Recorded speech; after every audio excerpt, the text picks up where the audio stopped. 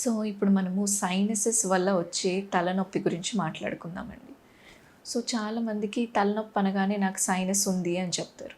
కానీ వీళ్ళని మేము ఎగ్జామినేషన్ చేసినప్పుడు చాలా మటుకు వీళ్ళకి అసలు సైనసెస్ బాగా క్లియర్‌గా కూడా ఉన్నాయండి. కాకపోతే టిపికల్‌గా సైనసైటిస్ వల్ల డిఫరెంట్ టైప్స్ ఆఫ్ హెడేక్స్ వస్తాయండి.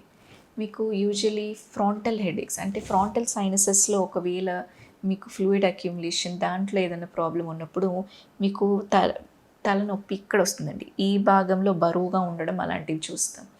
అలాగే మాక్సిలరీ సైనసైటిస్ లోపల ఇన్‌ఫ్లమేషన్ అలాంటిది ఉంటే మీకు ఈ భాగం అంతా నొప్పొస్తుందండి. అలాగే ఎథమాయిడ్స్‌లో ఉంటే ఈ భాగంలో నొప్పొస్తుంది. కానీ టిపికల్‌గా స్పీనాయిడ్ సైనసైటిస్ మాత్రము ఆక్సిపిటల్ అంటే వెనక, ఈ వెనక భాగంలో బాగా ఇలా లాగేసినట్టు నొప్పొచ్చినట్టు అవుతుంది. అండ్ సో తలనొప్పి అనగానే జనరల్‌గా కాకుండా అసలు మీకు ఎక్కడ నొప్పి వస్తుంది ఏంటి క్లియర్‌గా మీ ఈఎన్‌టీ డాక్టర్‌కి చెప్తే వాళ్ళు ప్రాబబ్లీ ఏ సైనస్ ఎఫెక్ట్ అయింది అన్నది కూడా మనకు కొంచెం క్లూ దొరుకుతుంది.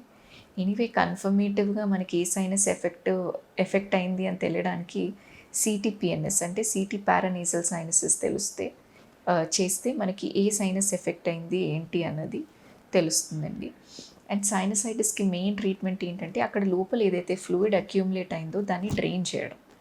సో ఫస్ట్ మెడికేషన్ ద్వారానే ట్రై చేస్తామండి. అప్పటికి మెడికేషన్ పనిచేయట్లేదు, అలానే హెడేక్స్ వస్తున్నాయి, ఫ్లూయిడ్ నిండిపోయింది, ఇలాంటి వాళ్ళలో ఫెస్ అంటే ఫంక్షనల్ ఎండోస్కోపిక్ సైనస్ సర్జరీ చేస్తామండి.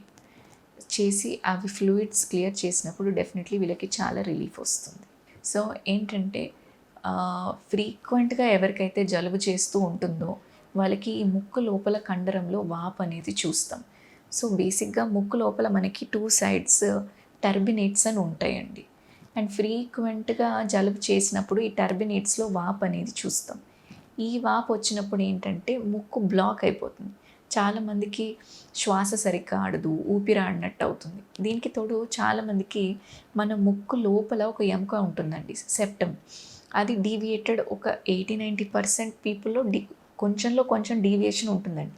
కానీ కొంతమందికి ఏంటంటే ఆ డీవియేషన్ అనేది చాలా ఎక్కువగా ఉంటుంది. అంటే మొత్తం ఒక సైడ్‌కి అలా ఉండడం వల్ల ఆల్రెడీ అక్కడి నుంచి గాలి ఆడడానికి స్పేస్ చాలా తక్కువగా ఉంటుంది. ఆ తక్కువ ఉన్న స్పేస్‌లో కూడా ఈ కండరం వాపు వచ్చేసరికి ఆ పర్టిక్యులర్ సైడ్ మొత్తానికి ఎయిర్ ఎంట్రీ అనేది చాలా తగ్గిపోతుంది. ఇలాంటి వాళ్ళలో ఏంటంటే ఈ కండవాపు వల్ల వీళ్ళకి సివియర్ సిమ్టమ్స్, ముక్కు ఒక సైడ్ బ్లాక్ అవ్వడం, ఫ్రీక్వెంట్‌గా జలుబు అవ్వడము ఇవన్నీ జరుగుతూ ఉంటాయి. సో ఇలాంటి కేసెస్‌లో సెప్టోప్లాస్టీ అని సర్జరీ చేస్తామండి. దాంతో ఆ ముక్కుని సెంటర్‌లోకి సెట్ చేస్తాం. ఇది కాక బైలాటరల్ టర్బినోప్లాస్టీ అని చేస్తామండి. దీంట్లో ఏంటంటే ఆ 2 సైడ్స్ టర్బినేట్స్‌ని ష్రింక్ చేసి ఒక ప్లాస్టీ లాగా అంటే ఒక సీల్ లాగా వేస్తాం. సో దీంట్లో కూడా చాలా విధాలు వచ్చాయండి, బలూనోప్లాస్టీ అవి ఇవి. బట్ మెయిన్‌గా ఏంటంటే ఎప్పటికప్పుడు ఈ వాపు ఎక్కువగా రావద్దంటే ఫ్రీక్వెంట్‌గా మీకు కోల్డ్ అవ్వకుండా చూసుకుంటే అది మోస్ట్ ఇంపార్టెంట్ ట్రీట్మెంట్ అండి. మీకు ముక్కులో నొప్పి డెఫినెట్‌గా సైనస్‌కి దారి తీయదండి. ముక్కు లోపల ఏదైనా ఇన్ఫెక్షన్ అయ్యి అది సైనస్‌లోకి స్ప్రెడ్ అవుతే మాత్రం డెఫినెట్లీ మీకు సైనస్ హెడేక్ వచ్చే ఛాన్స్ ఉంటుంది. సో మీకు నేజల్ అలర్జీ రాకుండా ఉండాలంటే ఫస్ట్ నేను మీకు చెప్పినట్టు ప్రివెన్షనే మెయిన్ ట్రీట్మెంట్ అండి. మీకు ఏదైతే ఎలర్జీ అవుతుందో అది కనుక్కోండి, దాని నుంచి దూరంగా ఉండండి. మీరు బస్సుల్లో బయట వర్క్‌లో కన్‌స్ట్రక్షన్ దగ్గర ఏదైనా పని చేస్తున్నారంటే మాస్క్ వేసుకోండి.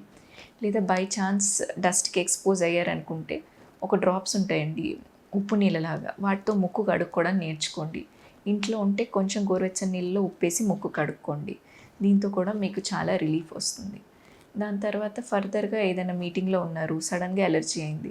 ఇప్పుడు టాబ్లెట్ స్ప్రే వేసుకుంటే కూడా మీకు చాలా రిలాక్సింగ్‌గా ఉంటుంది.